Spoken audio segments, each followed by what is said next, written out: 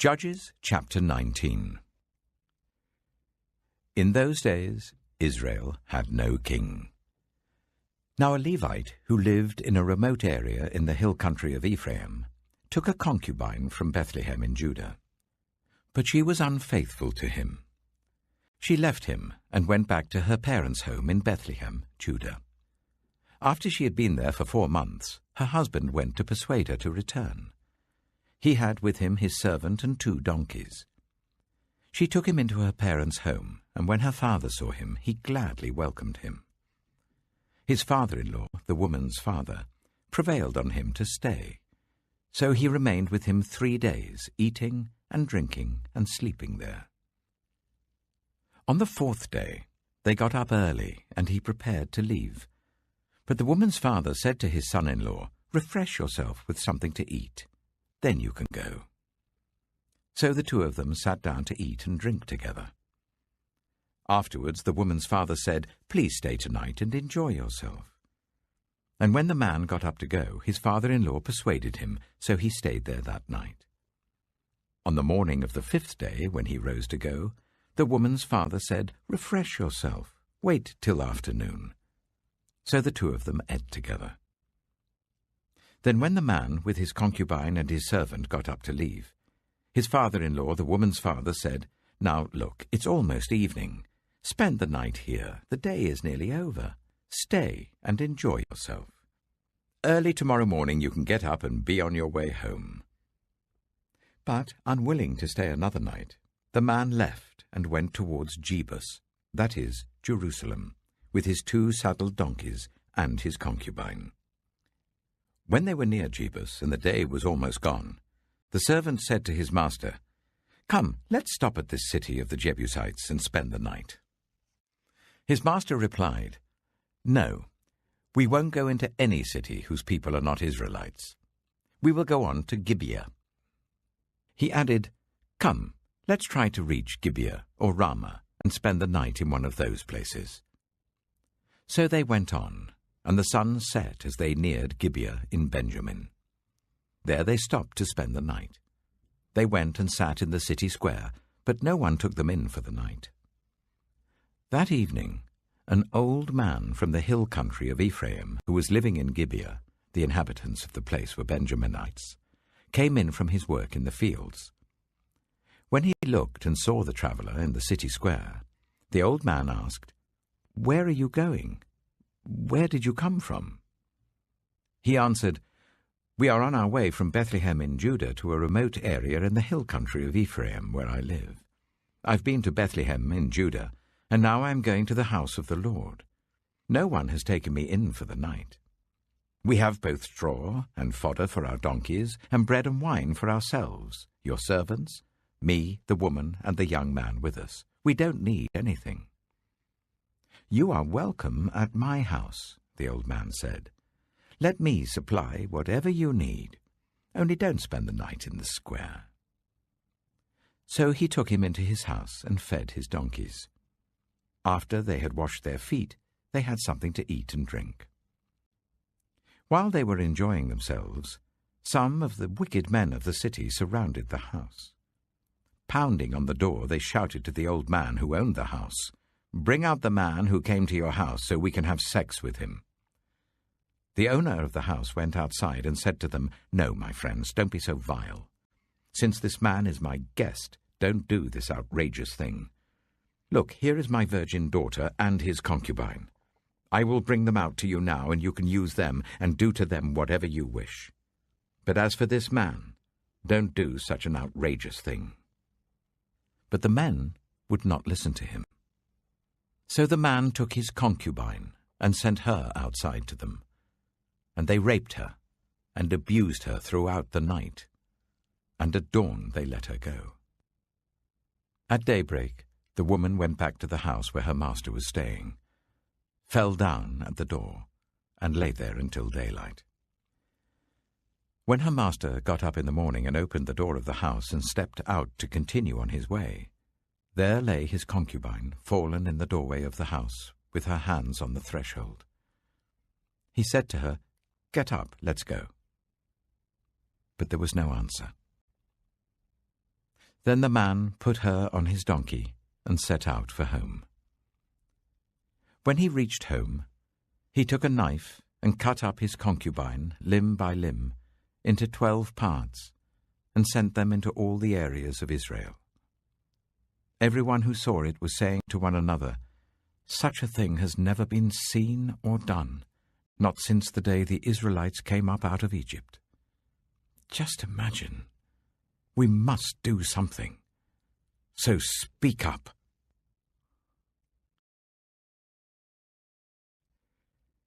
Judges chapter 20.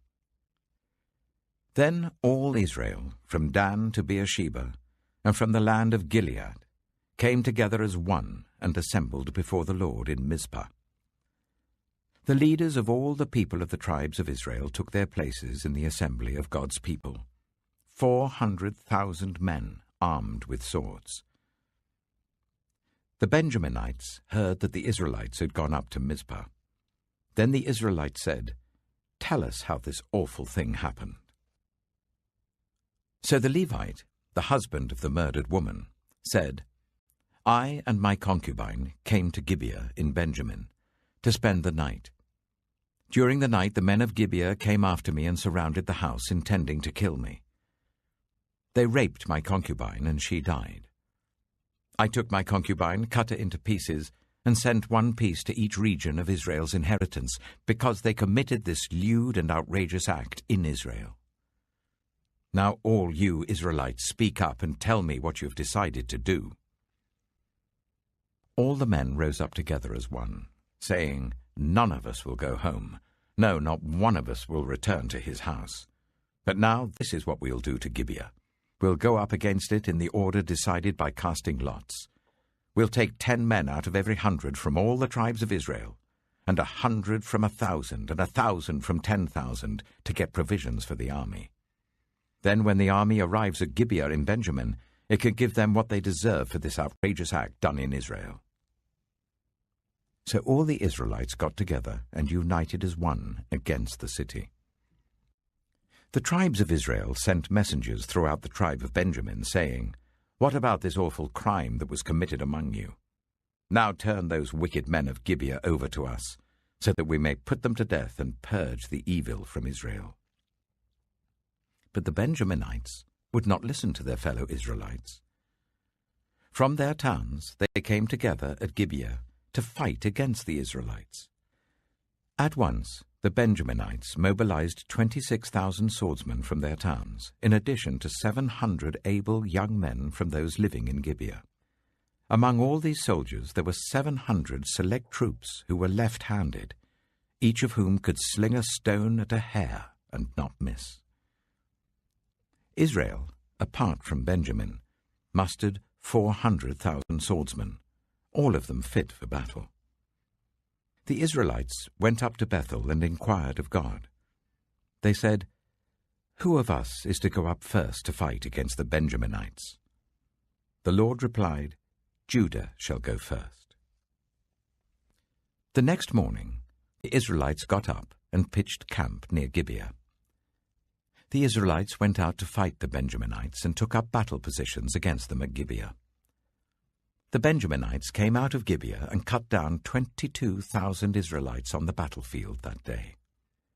But the Israelites encouraged one another and again took up their positions where they had stationed themselves the first day. The Israelites went up and wept before the Lord until evening. And they inquired of the Lord. They said, "Shall we go up again to fight against the Benjaminites, our fellow Israelites?"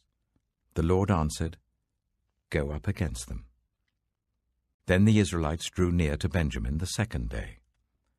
This time, when the Benjaminites came out from Gibeah to oppose them, they cut down another 18,000 Israelites, all of them armed with swords. Then all the Israelites, the whole army, went up to Bethel, and there they sat, weeping before the Lord. They fasted that day until evening, and presented burnt offerings and fellowship offerings to the Lord. And the Israelites inquired of the Lord. In those days the Ark of the Covenant of God was there, with Phinehas, son of Eleazar, the son of Aaron, ministering before it. They asked, Shall we go up again to fight against the Benjaminites, our fellow Israelites, or not?" The Lord responded, "Go, for tomorrow I will give them into your hands." Then Israel set an ambush around Gibeah. They went up against the Benjaminites on the third day, and took up positions against Gibeah as they had done before. The Benjaminites came out to meet them, and were drawn away from the city. They began to inflict casualties on the Israelites as before, so that about 30 men fell in the open field and on the roads, the one leading to Bethel and the other to Gibeah. While the Benjaminites were saying, "We are defeating them as before," the Israelites were saying, "Let's retreat and draw them away from the city to the roads." All of the men of Israel moved from their places and took up positions at Baal Tamar, and the Israelite ambush charged out of its place on the west of Gibeah. Then 10,000 of Israel's able young men made a frontal attack on Gibeah. The fighting was so heavy that the Benjaminites did not realize how near disaster was. The Lord defeated Benjamin before Israel, and on that day the Israelites struck down 25,100 Benjaminites, all armed with swords. Then the Benjaminites saw that they were beaten. Now the men of Israel had given way before Benjamin, because they relied on the ambush they had set near Gibeah. Those who had been in ambush made a sudden dash into Gibeah, spread out and put the whole city to the sword. The Israelites had arranged with the ambush so that they should send up a great cloud of smoke from the city, and then the Israelites would counterattack. The Benjaminites had begun to inflict casualties on the Israelites, about 30, and they said, "We are defeating them as in the first battle." But when the column of smoke began to rise from the city, the Benjaminites turned and saw the whole city going up in smoke. Then the Israelites counterattacked, and the Benjaminites were terrified because they realized that disaster had come on them. So they fled before the Israelites in the direction of the wilderness, but they could not escape the battle. And the Israelites who came out of the towns cut them down there. They surrounded the Benjaminites, chased them, and easily overran them in the vicinity of Gibeah on the east. 18,000 Benjaminites fell, all of them valiant fighters. As they turned and fled towards the wilderness to the rock of Rimmon, the Israelites cut down 5,000 men along the roads. They kept pressing after the Benjaminites as far as Gidom, and struck down 2,000 more. On that day, 25,000 Benjaminite swordsmen fell, all of them valiant fighters. But 600 of them turned and fled into the wilderness to the rock of Rimmon, where they stayed for 4 months. The men of Israel went back to Benjamin and put all the towns to the sword, including the animals and everything else they found. All the towns they came across they set on fire.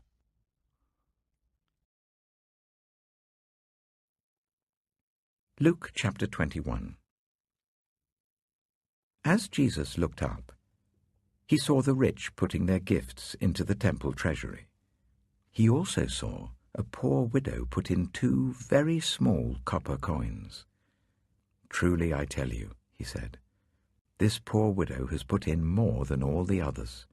All these people gave their gifts out of their wealth, but she, out of her poverty, put in all she had to live on." Some of his disciples were remarking about how the temple was adorned with beautiful stones and with gifts dedicated to God. But Jesus said, "As for what you see here, the time will come when not one stone will be left on another. Every one of them will be thrown down." "Teacher," they asked, "when will these things happen? And what will be the sign that they are about to take place?" He replied, "Watch out that you are not deceived. For many will come in my name, claiming, 'I am he,' and 'the time is near.' Do not follow them. When you hear of wars and uprisings, do not be frightened. These things must happen first, but the end will not come right away." Then he said to them, Nation will rise against nation, and kingdom against kingdom. There will be great earthquakes, famines, and pestilences in various places, and fearful events and great signs from heaven. But before all this, they will seize you and persecute you. They will hand you over to synagogues and put you in prison, and you will be brought before kings and governors, and all on account of my name. And so you will bear testimony to me. But make up your mind not to worry beforehand how you will defend yourselves.